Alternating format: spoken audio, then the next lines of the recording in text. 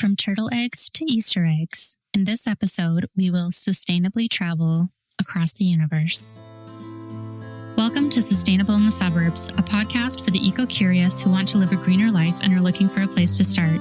I'm your host, Sarah Robertson Barnes, a soccer mom with a station wagon and a passion for sustainable living. Each week, I'll bring you practical tips and honest conversations to help you waste less, save money, and make small, doable shifts that actually fit your real life. Because sustainable living doesn't have to be perfect to matter, and you don't have to do it all to make a difference. Hello, and welcome back to Sustainable in the Suburbs, the podcast where we start where we are, use what we have, and live a little greener. I'm Sarah Robertson Barnes, and thank you so much for tuning in.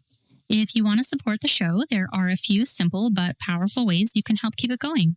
You can share your favorite episode with a friend or on Facebook, leave us a rating or a review wherever you're listening, or come hang out with me on Instagram. I'm at Sarah Robertson Barnes, and you can check out the links in the show notes for the blog, newsletter, shop, all that kind of stuff. Every little bit of support helps this little show grow, and I'm so glad you're here. Today's episode is all about slow, conscious travel and how exploring the world, or even just your own backyard, can be a powerful act of connection and care. I'm joined by Renee de Ronde, the voice and lens behind Conscious Compass.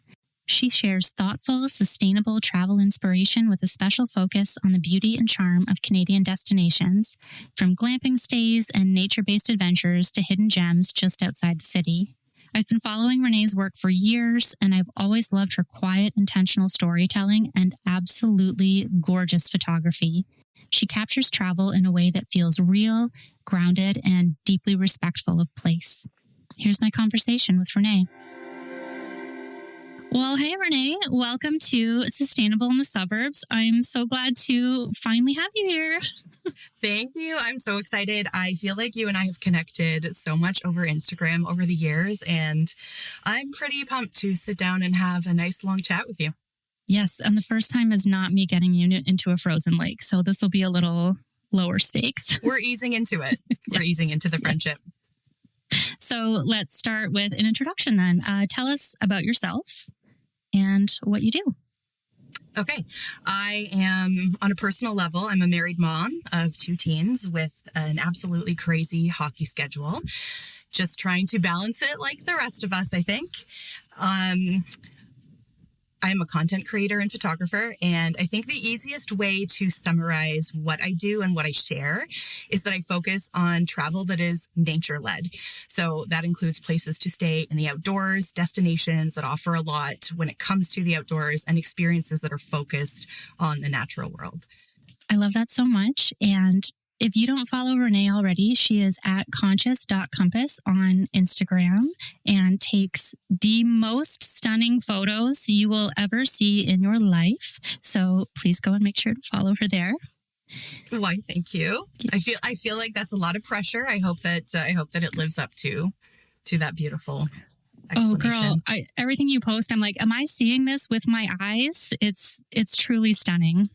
Especially like things that you share close to home. We're not that far apart. I think we're about an hour and a half apart. And I just can't even believe what's around you sometimes, because I'm in the north end of the greater Toronto area and you're a little more southwest. And it's just such a vastly different landscape. It's so interesting. I always like to ask this because the suburbs are not a monolith. And so I like to get a sense of how different communities feel, especially when they're really rich in character. So can you tell us a little bit about where you live and what the vibe is like there? Yeah, so my suburb is part of a relatively large city, but it still feels very much like a tight-knit community. And that was part of the reason that we wanted to live there. So I think my favorite part of it is that you never feel far from nature. In the place that I live, we have the escarpment nearby, we have Lake Ontario nearby, and there are all these gathering spots within the city, from waterfront spots to like cafes and things like that. So it's a really nice city to live in. I say city in quotation marks because it doesn't feel that way to me.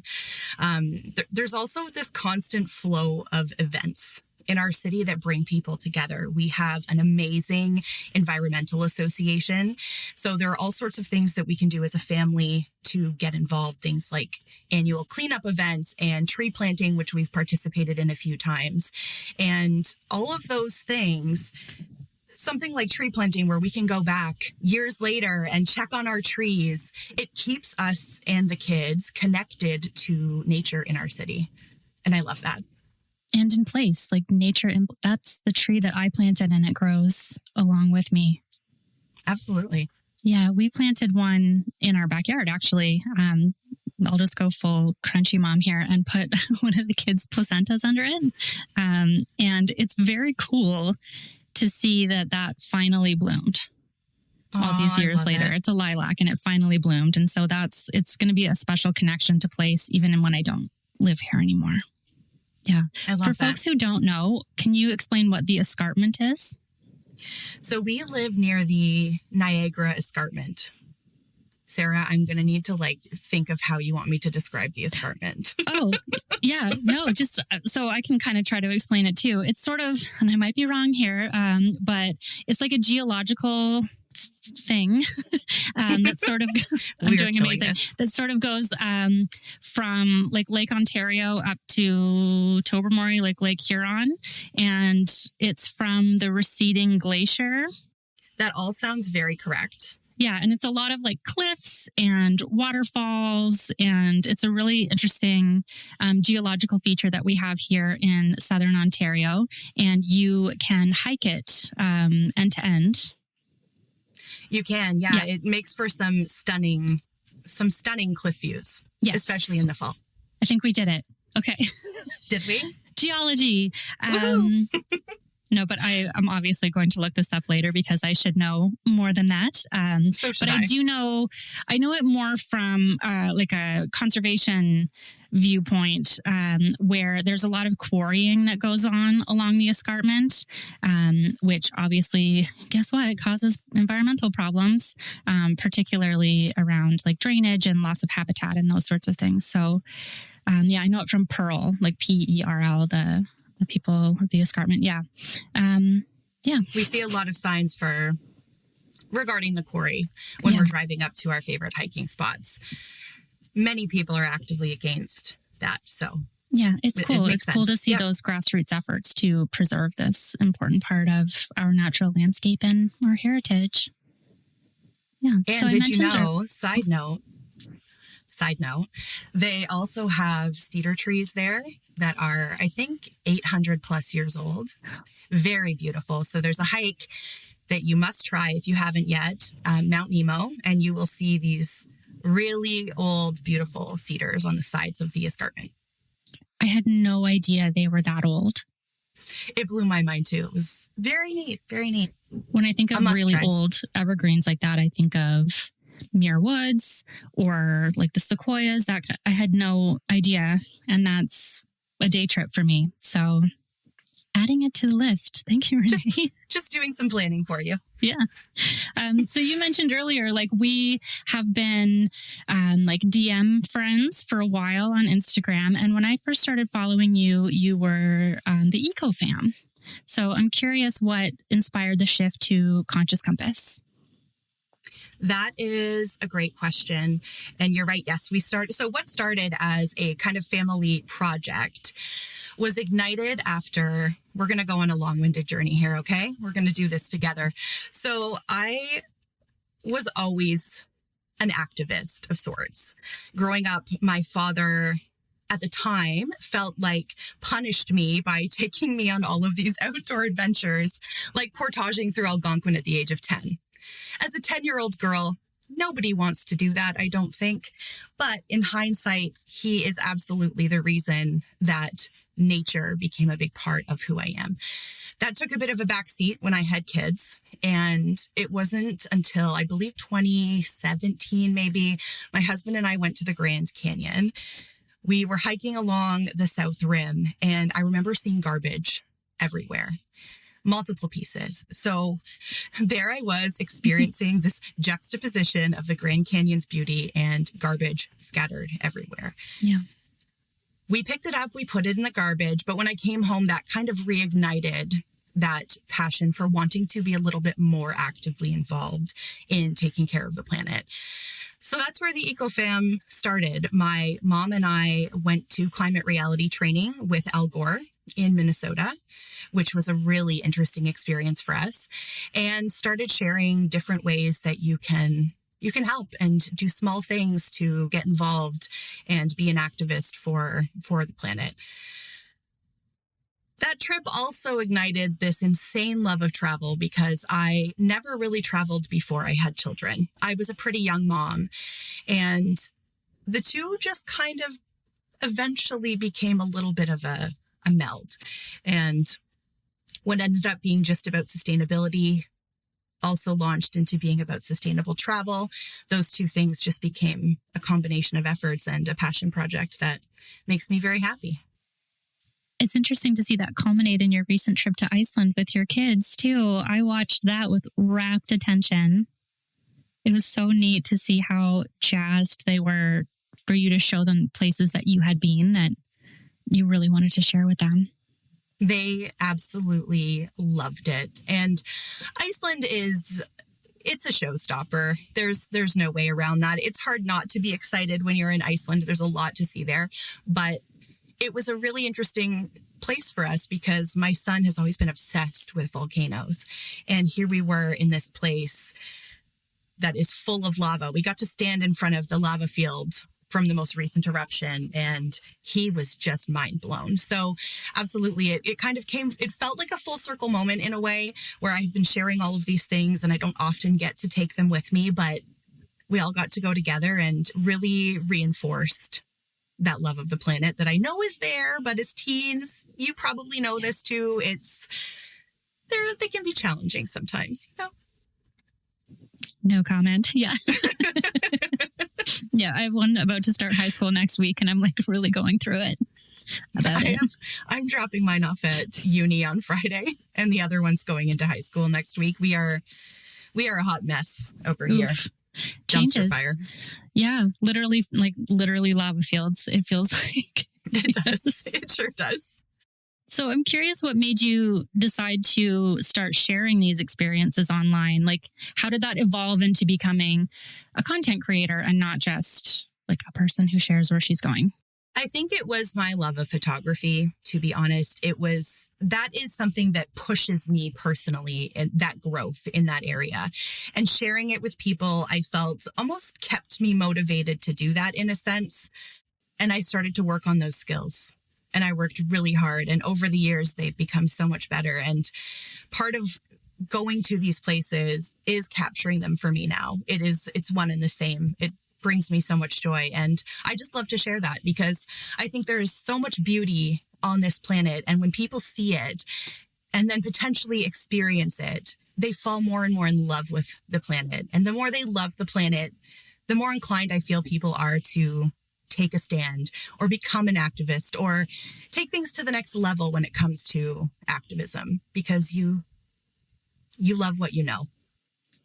You have a really unique ability to capture the magic of a place in the photos that you take. So what I'm thinking of most recently is your pictures on Mystic Beach on Vancouver Island. And that is a place that I have visited. That's a very special place in my heart. And I bought a painting at that quirky little coffee shop that's on the highway there of Mystic Beach. And it's on my mantle. But seeing you visit there was like a time machine for me. And yeah. So even places I've never been and places I have been, the essence of what you capture is really incredible. Thank you. I appreciate you saying that so much. I have a saying that kind of sticks in my mind sometimes when it comes to photography. And the goal is to capture what it feels like. And that's what I try to keep in mind as I'm wandering around and taking photographs and probably annoying all of my friends because I do it so much. Has photography always been a creative outlet for you? No. It was something that I liked, I think, as a teen and something that I had an interest in. But again, I was a young mom. I had my daughter at 22, and it was just never something that I decided to look into further. I did have other creative outlets. I consider myself a semi-creative person. So I used to be involved in music, singing, and writing. And after I had my daughter, my husband noticed that I really loved taking photos of her, and not just snapping away as she's doing something cute, but really trying to find something that was a little bit more creative. And he bought me my first camera. And the rest is history. Thanks, Rob. Capturing the magic of her too. Yes, thank you, Rob, because now we all get to travel around with you. So let's talk a little bit more about the why behind your travel photography and the sustainability aspect. How do you see our travel choices connecting to sustainability and community? I think that the way we move through the world every day leaves an impact. And as people who are naturally conscious of the planet, we do it as part of our day-to-day existence. I can go to the grocery store and bag my bananas, or I can choose not to do that. And that doesn't change when we travel. I think the tendency with travel is convenience, and we look for that. So we do waste more if we aren't being mindful of it. And the decisions that we make can either support the communities that we're visiting and the ecosystems we're visiting, or they constrain them. So if my visit to even another town, doesn't have to be far, another town, another province, another country, is going to change the place I visit, even minimally, I want to ensure that it's changed for the better. And I'm not leaving it in a worse state than I found it. What are some of the ways that you can do that? Oh, there are so many. And I love that question, Sarah, because as regular people, I think it's important to note that it doesn't have to feel overwhelming. So I think the easiest thing that comes top of mind is choosing quality over quantity. If you're someone who likes to travel a lot, try taking fewer trips that are of longer length, more time in a location, an opportunity to connect with it a little bit more. This, I think, is particularly impactful when you are using specific modes of transportation like flying that are very carbon intensive. Outside of that, let me think. I would say prioritizing locally owned accommodations over big chains is another way that we can do that. Picking conscious activities when we travel. For example, I recently went whale watching when I was on Vancouver Island, and we opted to go with an Indigenous owned and operated company. Our guide had such a deep traditional knowledge of land stewardship and sustainable practice in the area. It was truly a gift to learn from this gentleman.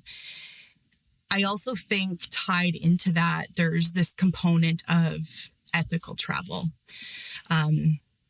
Who benefits from the tourism? Whose voices are amplified? Who's marginalized? So things like that are also a very easy way that you can travel a little bit more responsibly. Mm-hmm. These bigger picture things that I think maybe we don't always think about when we travel. And you did mention the convenience aspect of it, and that I feel like we do expect that everywhere we go now, that everything will be like grab and go. Oh, they'll just have that there. I'll just buy that there. It can be something as simple as like bringing a couple reusable containers and your little cutlery kit too. Absolutely. Yeah. And the nice thing is, this brings me back to a memory I had when I visited Newfoundland. We popped into this little cafe on the side of the road. We were just going to grab a coffee and tea to go. And the waitress goes, no, come sit down, girls, come sit down. You know, Maritimers, the hospitality is next level. She took us to what she considered her best table with this beautiful ocean view and almost forced us to sit down and offered us a snack. It was exactly what we needed. And I think sometimes eliminating the convenience can unknowingly add so much more to your overall experience, if that makes sense. Yeah, that is big Atlantic Canada energy for sure. And I lived there for about 8 years out in Nova Scotia. And that is a huge difference that I noticed was the approach to even daily life is much slower. It's more of a work to live versus a live to work mentality. like we have here in the GTA. Everything's just go, go, go. And then out there, nicest people you'll ever meet. I'm biased when I say that, but there is that encouragement to slow down. And then you start talking to the folks that own these places and you learn about their grandfather and all of these different things. And that will hold such a special place in your heart versus the thing that you had to get to check off your list. Absolutely. It enriches the overall travel experience tenfold, I would say. And for exactly the reason that you said, you learn more about the people who live in these places. I remember on a trip to Iceland, we were flying from Denmark to Iceland. We sat next to this gentleman on the plane and we started talking. He asked where we were from. We tell him Canada, and his eyes lit up. This man was so excited. And the reason he was so excited is that he wanted to see our forests.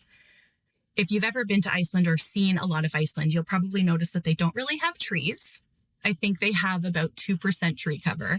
So for someone like that, I can imagine how Ontario, somewhere like Muskoka, this endless forest is probably mind-blowing. So he ended up telling us about this little cafe in the capital that we had to go to because his friend owned it and his friend's grandma made all of the desserts every day. Of course, we popped in, we had to, and had what was probably our favorite meal from the trip. But we also got to talk to that gentleman. So there was a connection point there. And we learned about him and we learned about his family and how long they've been in this business. And I still remember that to this day, to the point where I looked up recipes for this specific dessert. And I told Rob for one of our anniversaries, when I get ambitious one day, I'm going to make it for him. And it really is, that's just it. The locals know, Sarah, the locals know. If you want to know what the best place to go is, where you should find the best coffee, the best food, the best attractions, the best nature spots, just strike up a convo with a local. They will tell you all you need to know. Yeah, we say people and planet a lot, but I think we forget the people part. Yeah. I agree. So, especially for families and folks who are on a budget, what sort of sustainable travel would you recommend they try? I think depending on where you live, locally, I love to glamp. I'm not going to lie to you and say that I love camping because I don't. So what is glamping? I'm not 100% clear on that. Okay, I will define this for you. Okay. I will just say camping, I would love to do if I didn't have a 40-year-old back. Fair. But I do. So there are exceptions that must be made. So glamping is kind of I would say luxury camping is the best way to describe it, where you might have a roofed accommodation, but it's a little bit more rustic than a traditional hotel or stay would be. So think a safari tent in the forest, something of that nature. You might have electricity, you might not, but you will always have a comfortable bed from my experience. And that is enough for me. Yeah, I did one of those tiny cabin things that just had like a solar roof and a composting toilet. And I did it off season, so there wasn't running water. Is this glamping? Is this what I'm doing? It sounds like you've experienced glamping. It was like an enclosed container, I should say. But the way that you will immediately shift to like, ooh, I have to conserve the water because I only have this much, or the heater will only run if the battery is charged to this amount. It's so interesting how quickly you adapt to that. Absolutely. And I've experienced exactly the same thing where things on the energy side are starting to look a little low. So you have to reconsider how high you might have the heat at that point in time. It really does make you more mindful. Plus, you get to wake up. Typically, when you go to places like this, you're waking up immersed in nature. And that is a big part of it for me, too.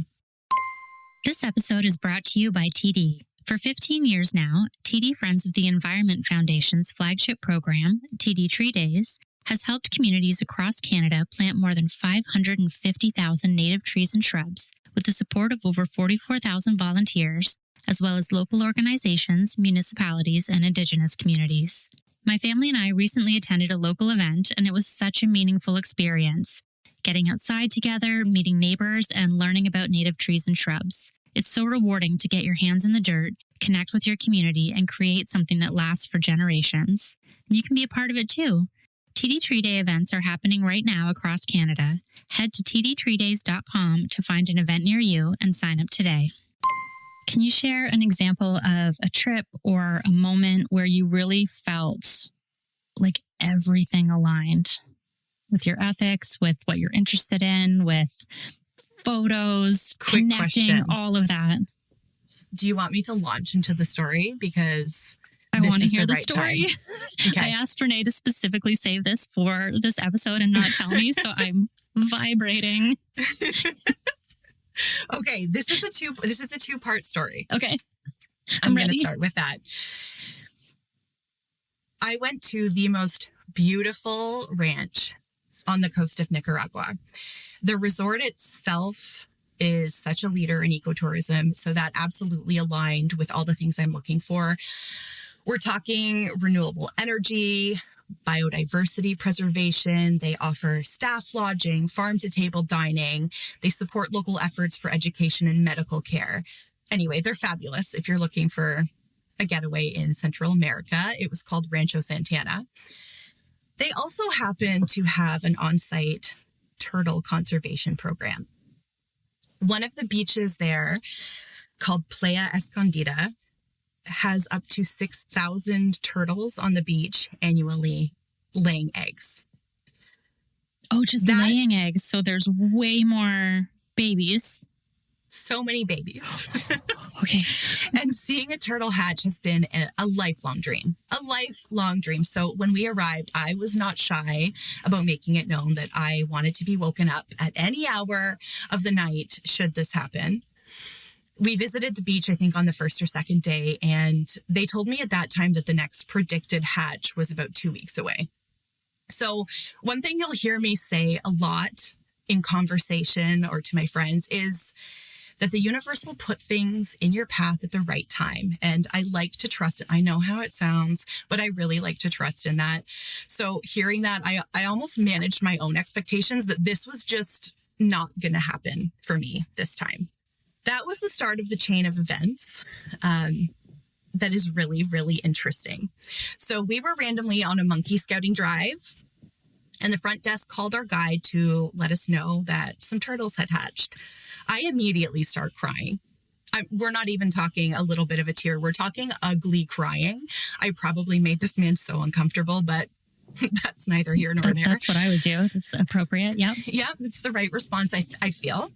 So what they do is they keep the turtles in a little nursery during the day when the predator activity is high, and they acclimatize them to the salt water.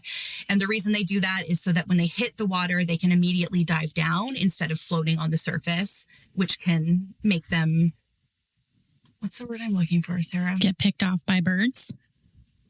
Vulnerable. Yes, that's a better thing than what I said. I'm a bird person, so I know exactly what's going to happen. Yeah. So they acclimatize the turtles so they aren't vulnerable when they reach the ocean. Yes, that's more of an Attenborough way of saying it. I appreciate that. Look at me go, you know. Yeah. So that night when predator activity was low, we go to the beach. They make a little pathway for these turtles, and we got to watch them run towards the ocean for the first time. I could cry just talking about it. It was so special. It was very special. Crying. It's fine. It was a really beautiful thing to see, and I think about it probably more often than a normal person would. That was also the chain of events that started that ties into a Swiftie experience. And I know this is the part you're really wanting to hear. So right after the turtles had reached the ocean, the sky opened up and downpour started.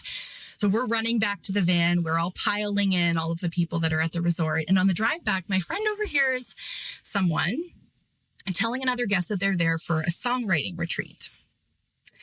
She asks if there are any writers there that we might know of. And he says, definitely. One of them has worked with Taylor Swift. Naturally, our Swiftie ears perk up. That's supersonic hearing. If you can see my face right now. So he listed off a few songs that she has written with Taylor Swift songs like You Belong With Me. What? And Teardrops on My Guitar. So as soon as we get back to the room, we were making a very solid effort not to be weird in the moment, hearing this information. As soon as we got back to the room, we were on Google and we were sleuthing. We have been trained for this as Swifties. We find out that the writer that is there is Liz Rose. What do you mean? What do you mean? What do you mean?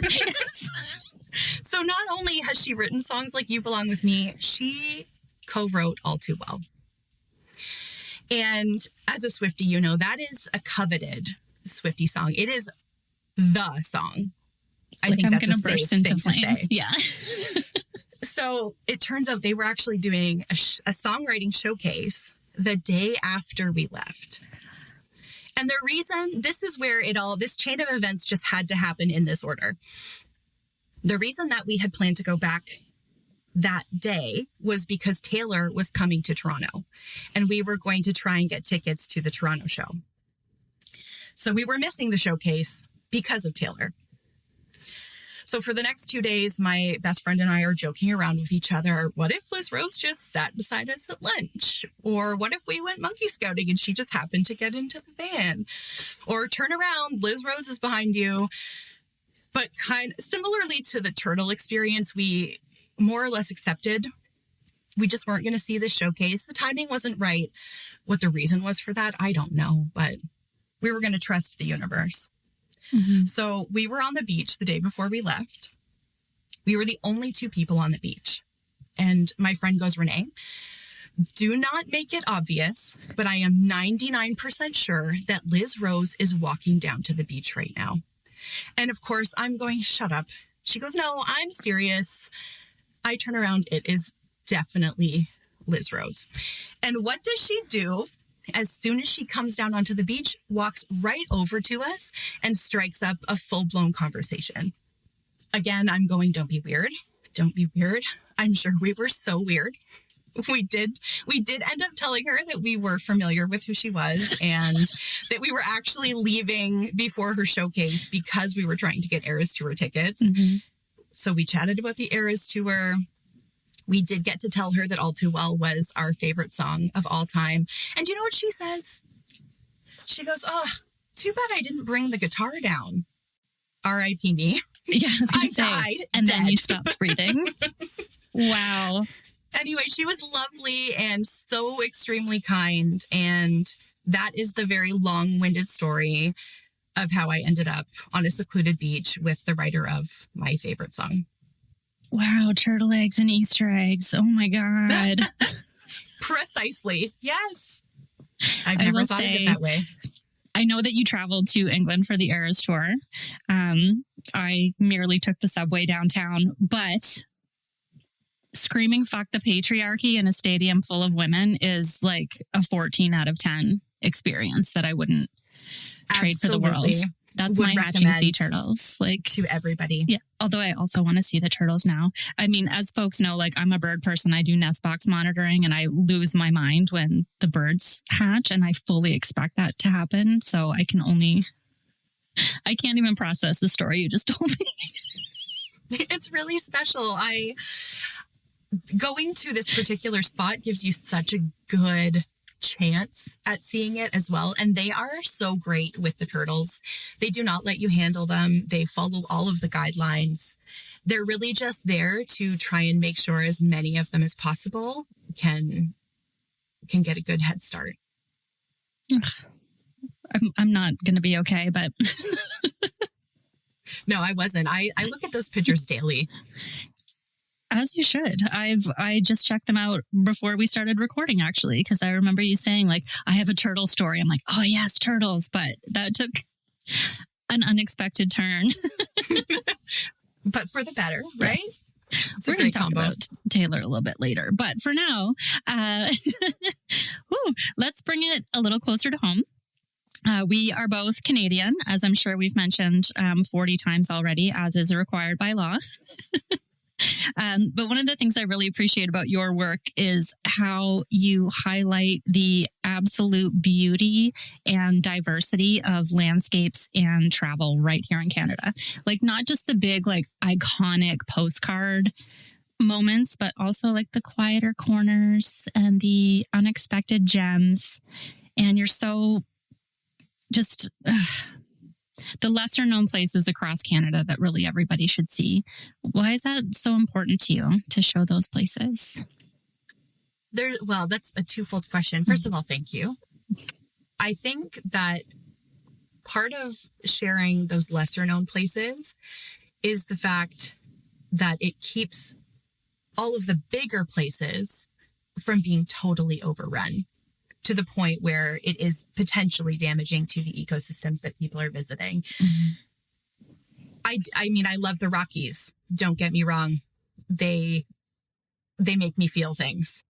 But there are also so many other great places in this country. And our country is insanely beautiful with such a variety of landscapes from coast to coast that I feel like it would be a disservice not to explore that. What do you think that people often either miss or misunderstand about traveling within Canada? When it comes to what they might miss, I think it's exactly what you said. It's the fact that Canada we have everything. We have quite literally everything here. We have the big cities, we have the grand landscapes, but we also have all of these little pockets in all of the different provinces and territories that are so beautiful and can enrich your experience so much. And I think it all boils back down to connection. And when you visit those other places, those tiny spots, that little hidden gem coffee shop on the corner, you feel so much more connected to the places that you're visiting. And all of that goes right back into the fact that we protect what we love. The more we see it, the more we love it, the more we want to take care of it and we want to be conscious. And just how different not just the places are in Canada, but people. Like we talk a lot about diversity and that sort of thing, but also just our regional diversity, how, like we were just saying, like Maritimers are different than folks in Ontario, and folks in Northern Ontario are different from folks down in the GTA, and folks out west are different from folks in the prairies and in the north, and all of that we are so different and also so connected by who we are as Canadians as well. Absolutely. And I feel like the world feels, and Canada feels so much smaller when we travel. And I think that's one of the big takeaways from travel in general for me, is that we're so much more similar than we think. We do have our differences, but we also have so much in common. People are inherently good. All of those lovely reminders come from visiting all of the different parts of our country. So you've also built really incredible friendships with other Canadian travel creators. And it seems like travel has not only become a way that you've connected, but a shared way to explore not just places, but also life. Like, what has building that community meant to you? Because it's hard to make friends. It's hard to make friends as an adult. Absolutely. It's so much harder than kids make it look, isn't it? I've been really fortunate. And I think what it all boiled down to is someone randomly one day just going more or less, hey, do you want to be my friend? Hey, do you want to go on a little trip? And we don't soft launch in my community, apparently, just based on the existing friendships that I have. We go full send. So, hey, do you want to go to British Columbia with me? Yep. 4 days together.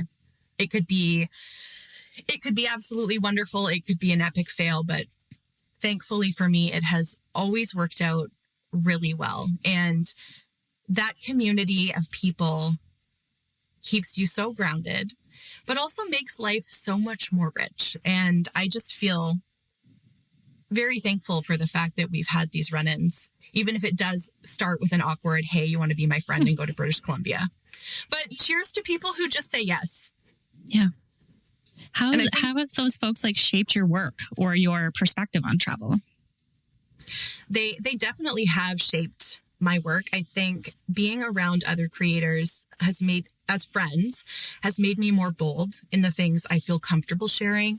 For example, things like body image is something that I have struggled with. And because of them, I have felt more comfortable, more confident actually talking about that on my feed. they really push me to do things that are harder than I would probably do on my own, which I'm also grateful for. So things like the Mystic Beach hike that everyone who is from BC or Alberta is like, oh, that hike is so easy. Okay, well, I'm from Ontario and I deal with a 15-meter elevation gain on a good day. So I almost died. Yeah, Botanical Beach. We did that and Botanical Beach in the same day, and it wrecked me. We did too, actually. Great. Yeah, and I survived it, so that's good. But they push me. They push me to be better in many ways. So let's shift gears just a little and talk about like the work side of what you do, because as dreamy as it seems, it's also a job. It really is work, and one that comes with its like unique set of challenges and trade-offs, especially as a Canadian content creator. So what's it like being a Canadian travel creator right now? It is challenging. It comes with really holding steadfast to what you believe in. I find, for example, I was recently offered an all expenses paid trip to the US that I regularly would have absolutely died to go on. But I think it's really important in the content creation world right now as a Canadian to be cognizant of the fact that that might not be the best idea for me. And even if it was not because I didn't feel it would be well received on my page by the people who follow me, also because it just doesn't sit right with me personally. So I find right now, just based on the political climate, there are a lot of challenges in getting work, and I am relying solely on Canadian partnerships at the moment. And just across the board, like as a Canadian content creator, there's just fewer opportunities in general because we're a smaller place, fewer brands, all of that kind of stuff. But this, the year 2025 has added many more challenges on top of that. And I guess you just sort of answered the question. Like, I know it's shaped the way that I talk about things, the way that I share things. Yeah, it's just, we are in a place. We are in it. Yeah. Yeah. And yeah, I just wanted to just briefly touch on that because, yeah, some of the most beautiful places I've ever been in my life are in the US, and we all have friends and family that we love, and we're rooting for you. We love you.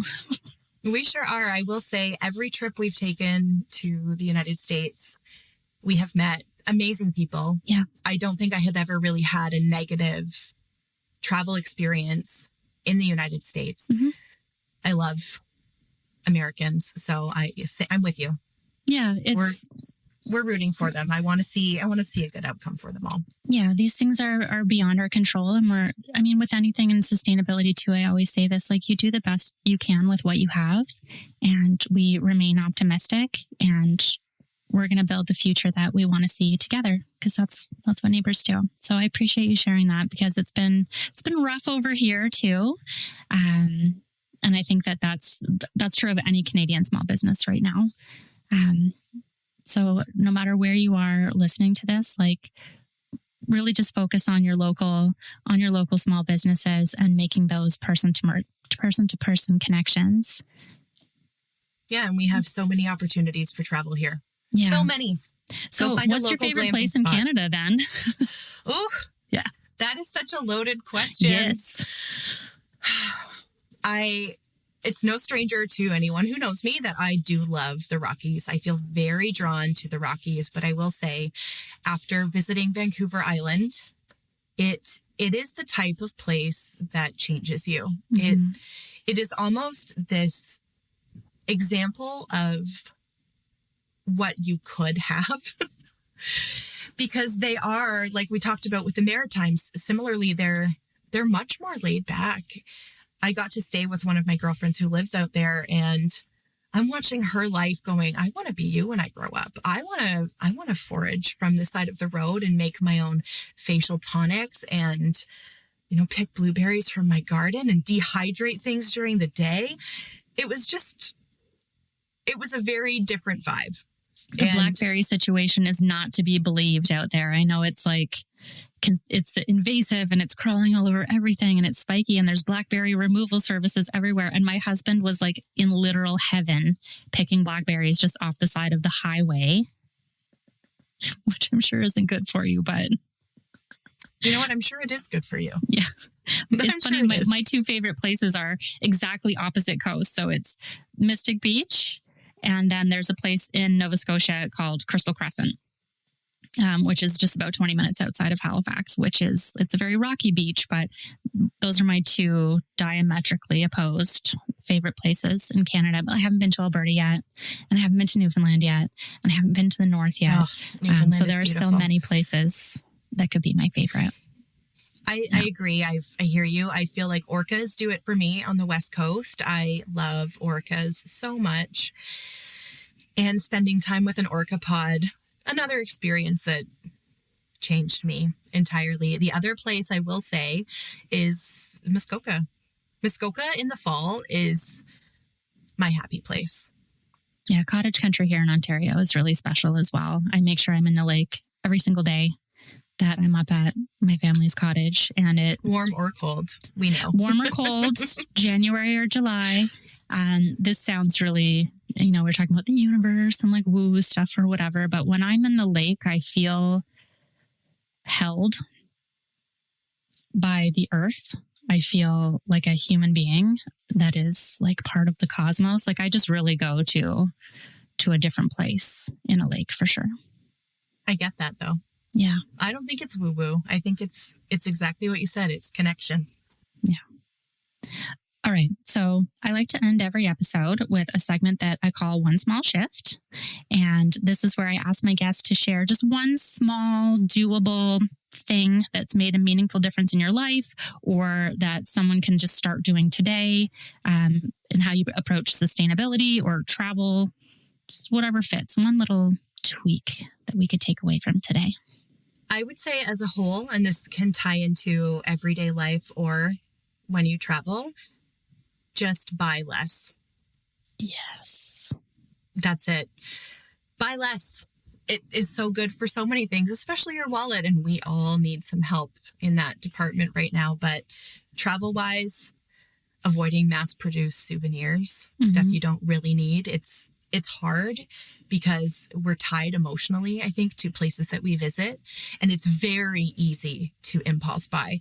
But as a general life motto for me, buy less.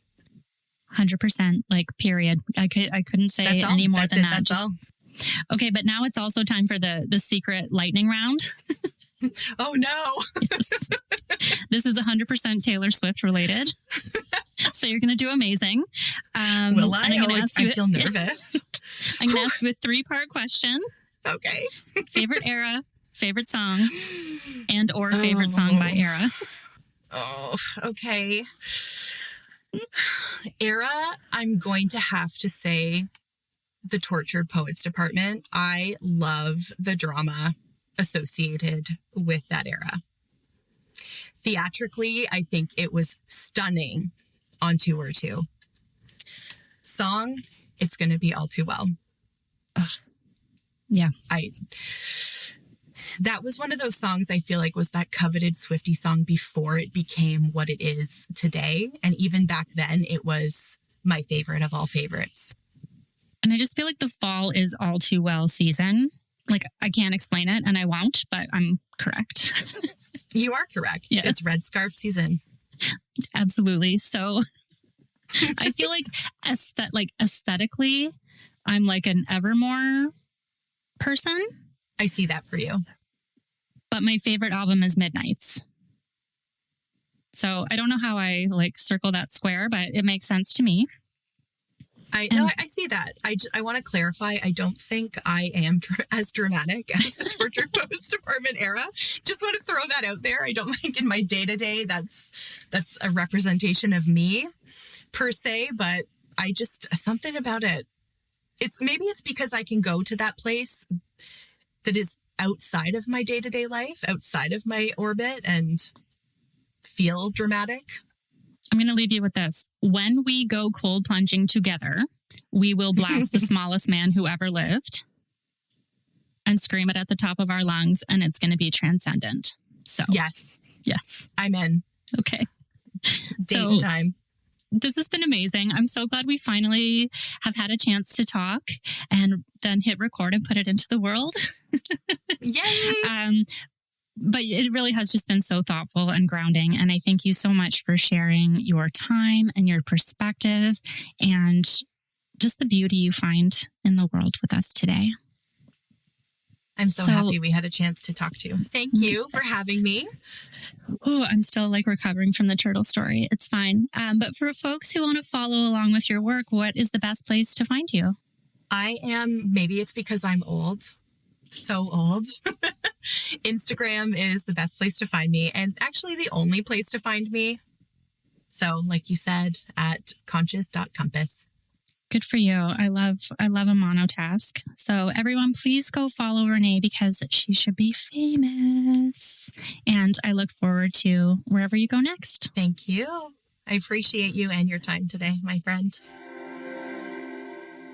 That was such a fun conversation. Renee's approach to travel and to life really is such a good reminder that we don't need to go far or do something flashy to feel connected to the world around us. Sometimes it's the quiet, thoughtful moments that stay with us the longest. If this episode resonated with you, I'd love it if you share it with a friend or posted about it on social media and tagged me. I'm at Sarah Robertson Barnes on most of the things. Or you can stop by sustainableinthesuburbs.com and let me know what lands for you. And don't forget to check the show notes for all of the links that we mentioned and ways to stay in touch with Renee, or whether that's through my blog or newsletter or any of the other things I'm working on. Until next time, start where you are, use what you have, and live a little greener.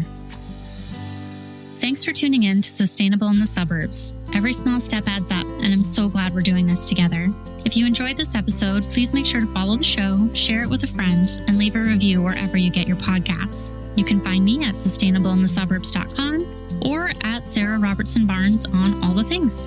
Until next time, start where you are, use what you have, and live a little greener.